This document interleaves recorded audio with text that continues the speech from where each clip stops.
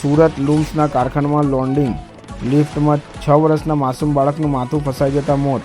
પરિવારે કહ્યું કે તેઓ મૂળ મહેસાણાના વતની છે. સુરતમાં રોજગારીની શોધમાં આવ્યા બાદ સચિન જીઆઈડીસીના લક્ષ્મી વિલાસ ઇન્ડસ્ટ્રીઝ નામના લૂમ્સના કારખાનામાં સુપરવાઇઝર તરીકે કામ કરી પરિવારનું ગુજરાન ચલાવતા આવ્યા છે. તેમને સંતાનમાં એક દીકરો અને એક નાની દીકરી છે. દીકરો ગોવિંદ ઉંમર વર્ષ 6 આજે એક દુર્ઘટનામાં મોતને ભેટ્યો હતો. હાલ આખો પરિવાર શોકમાં ગરકાવ છે.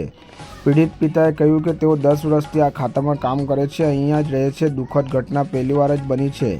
ઘટનાની જાણ બાદ તમામ કર્મચારીઓ દોડી આવ્યા હતા. ગોવિંદનું માથું લિફ્ટમાં ફસાઈ ગયેલી હાલતમાં જોઈ બૂમાબૂમ થઈ હતી.